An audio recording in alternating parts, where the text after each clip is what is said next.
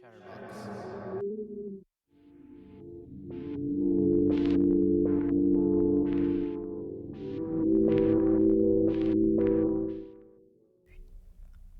Hi, I'm Sativa, and I'm a freshman at the Tacoma School of the Arts. And I am Tondi Sanders, and I also go to Tacoma School of the Arts. Hi, I'm Eugene Wallace, and I am a freshman who goes to Tacoma School of the Arts. And this is Chatterbox, and we're going to be interviewing Steve Wiebe.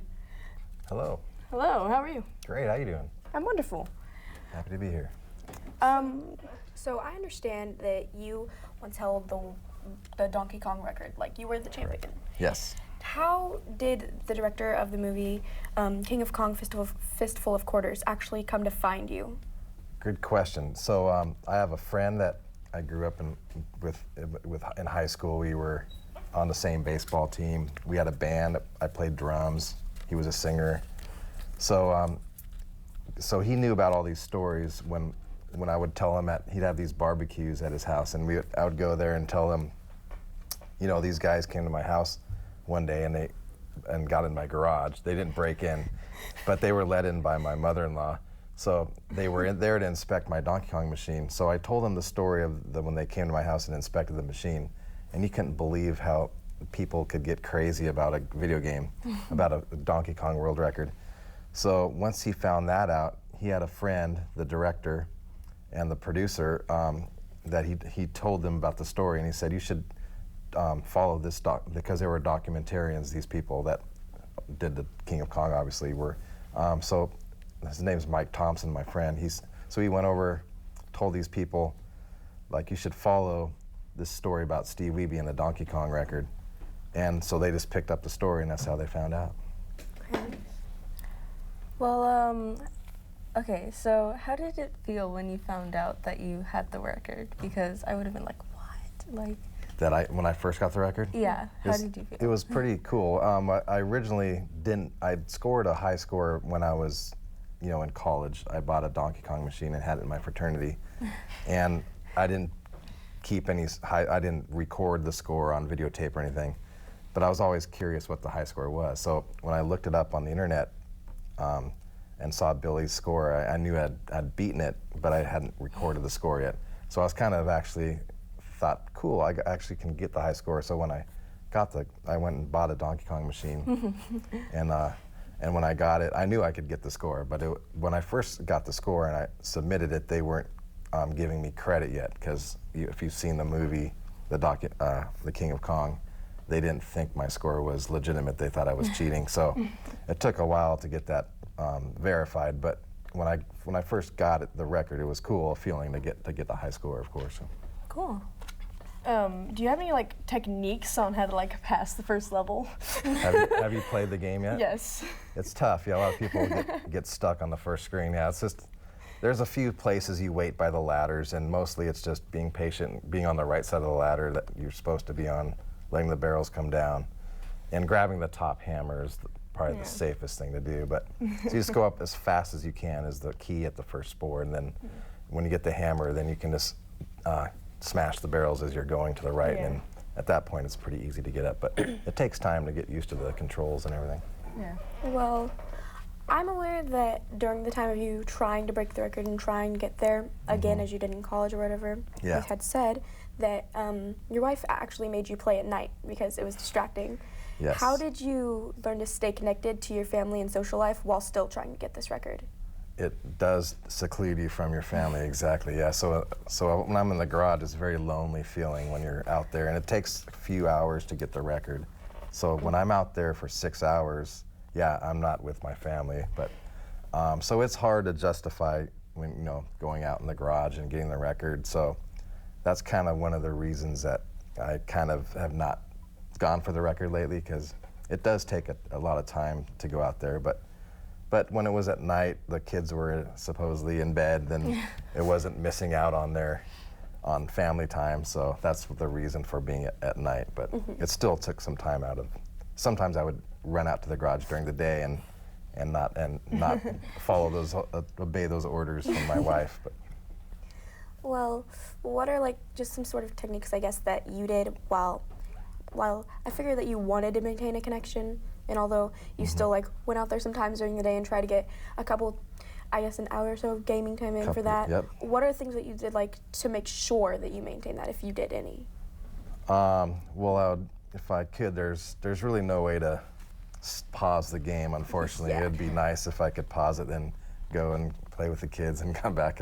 Yeah. So I guess there was really no way to, while I'm playing the game, to go and interact with the kids. So it would be kind of, it's unfortunate characteristic of the game, but if I was not playing, I would hopefully make up for the lost time and, you know, do whatever we do. When they were pretty young at the time that I was going for the record. I saw the video. But so I would still, when I was away from the game, interact, you know, play with the kids and do that. Yeah. All right. Well, do you have any other hobbies other than like? Yeah, I'm a musician. I play drums and I write songs on piano and record songs, and I also like to golf. Well, I don't play golf as much anymore as I used to, but I got golf. I play basketball, and you know, if I can go out and run on like a pickup game somewhere in the open gym, it's like, you know, so those kind of things, sports and music and video games. All right. Are kind of the top three. You used to be kind of a jock in your younger years. Played a lot of Your sports. father was a coach of a baseball team, right? Yeah, he coached me when I was. Did you ever feel like stressed out at home, that like feel pressure because, you know, the mixture of baseball and home life, did that ever collide? There was definitely the interaction of the coaching. Yeah, my dad was wasn't tough on us, but he was definitely a very strict coach and wanted us to do well. And so he would get pretty verbal, you know, not abusive, but like on the ride home from games or practice or whatever, he would, you know, be talking about what you did wrong or right. But yeah, that definitely was part of the whole home life with sports, him coaching us, and so there was a blend of, you know, that bled over to the family, but it wasn't negative. Yeah. It was he definitely wanted us to excel, and he worked us hard. You know, he worked us.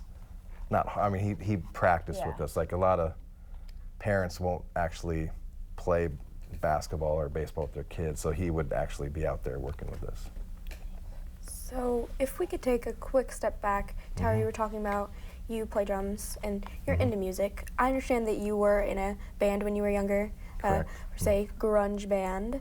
Yeah, it was before grunge. It was more like in high school. But when in the early '90s, we kind of tried to be part of the grunge scene. Yeah.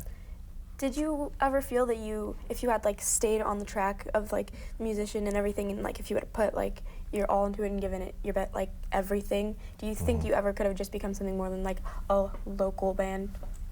I was hoping that it would happen. Yeah, it's hard. You need like the right break at the right time. And we thought we had enough interest at one point. We went down to LA and played in front of some, I don't know, it was like it's called a showcase thing where the people came out, and I guess it didn't go over as well as it should have, hopefully, to get signed, or we were hoping to get signed at some point. But I guess if I would have just dropped everything and just got in a van and started touring the world, you know, I never know but that wasn't meant to be yet. So I just was happy just to let it go and become a hobby. Yeah. Yeah.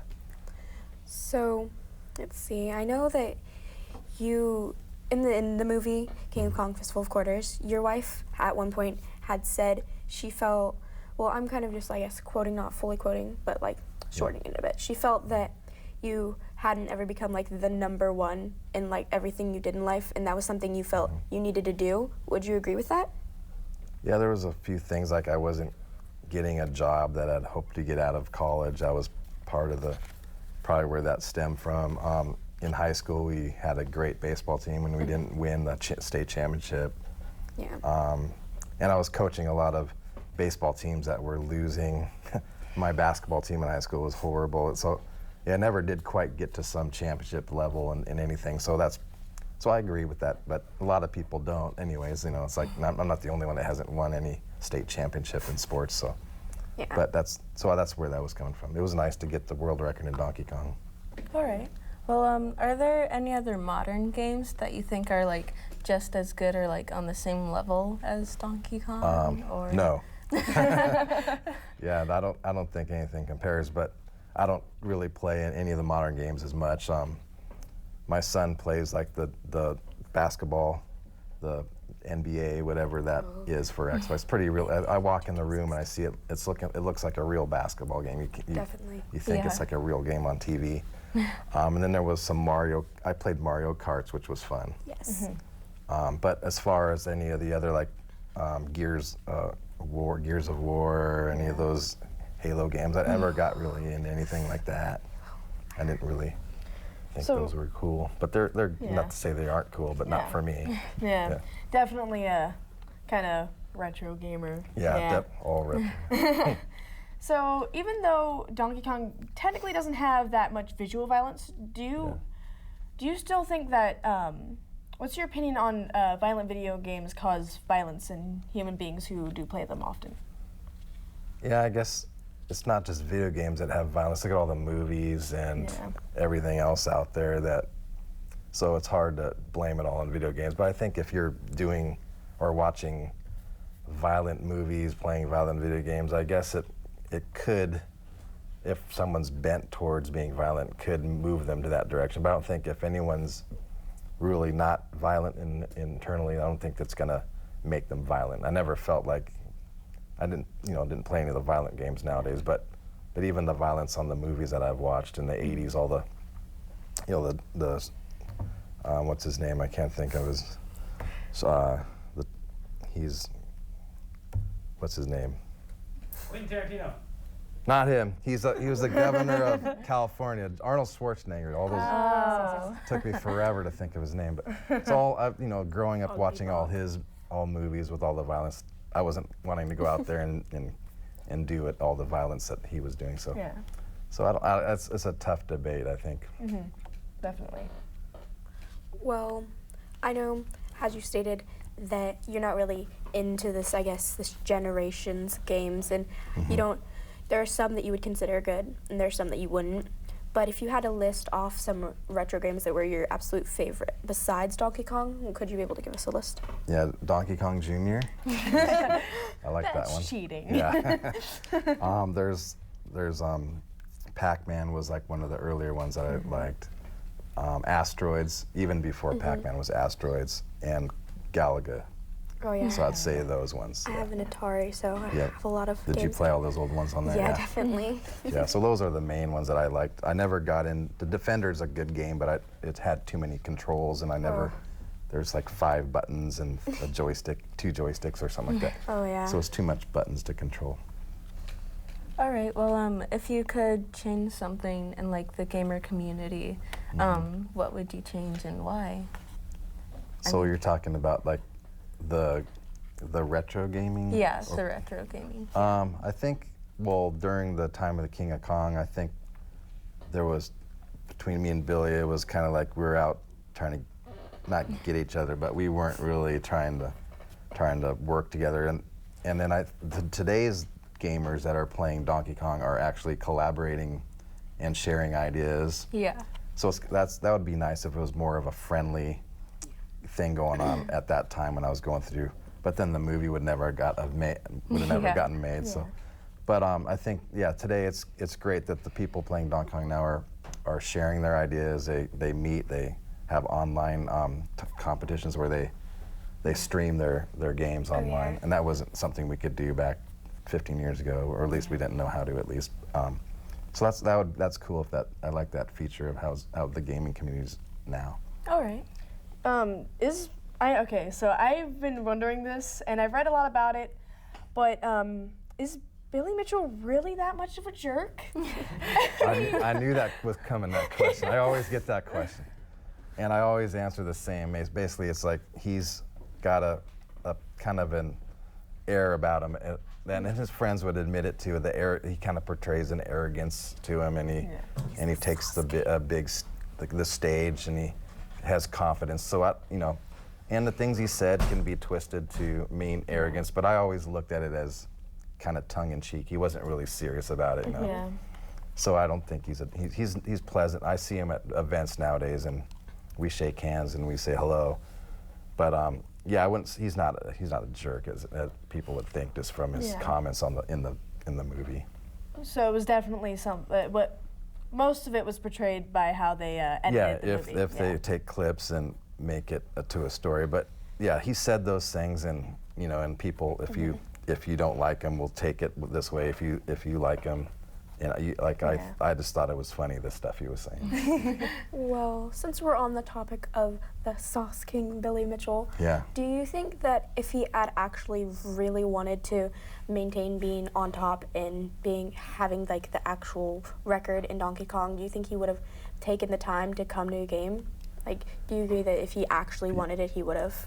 I think that's what my wife thought, like in the movie. If Steve's here, because he wasn't apparently ready to play me at that point. But I guess he just didn't want to have any head-to-head at that point, and he runs the restaurant, and he might have had little time to get ready. But I guess what you're saying is, if it was really that important, maybe he could have probably carved out some time to get ready. But he probably didn't think it was necessary to prove himself. He's like, I proved myself already. See. Which that's fine. Yeah.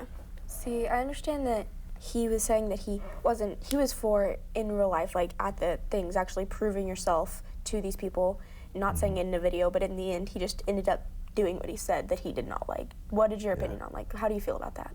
Yeah, I kind of thought that going during the documentary, I had said something to that effect where, I come out here to play live, and he now has become a person who submitted tapes, and I think that since it was kind of funny that he said it early and then did exactly what I was doing before I went out and played live, just submitting videotapes. So yeah, I guess he just never was quite ready to play live at that point, and because he had played live when he was younger, and he had a family and restaurant business, so maybe he just didn't have enough time to get ready to play live. But that's a good question. Why didn't he come out and play live? Do you think that you will ever try and go for the record again, or not at all?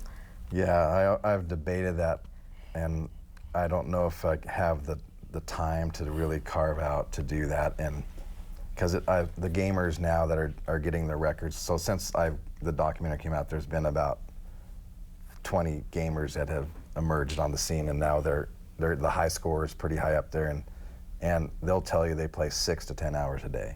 Oh, and I can't do that. I've got come home from work, from school. I got papers to grade, family to say hello to. So I can't at this point, and the desire to do it again, it's not there. I've done it before, and I can let it go, and maybe one day if I get the instinct or the motivation to go for it again, I might. But right now I'm fine just watching other people spend the time to do it. So you once had your sights on Donkey Kong and getting the highest score, but do you think you have anything other than Donkey Kong that you'd want to achieve in the future? Yeah, well, I'd like to see my daughter get through nursing school, and that's a big thing to see her accomplish that. My son graduate from high school, so it's all more about family. Yeah. And I've written some songs and recorded those. That was one goal I had, so I've done that. And I've done the video game thing. I'm kind of like content with those things. So it's more about seeing my kids grow and do well and see their families when they get married and have kids. So that's kind of where I'm at. I'm really, really happy you came in today, and I had a lot of fun interviewing you. Good. But it looks like we're gonna have to end our show. So. It's ending. Okay. Thank you for coming. You're welcome. Yeah, thank you. Yeah. Glad you asked me to be here. You were great. You guys did a good job. Thanks. Loved learning about this. All right. Thank you.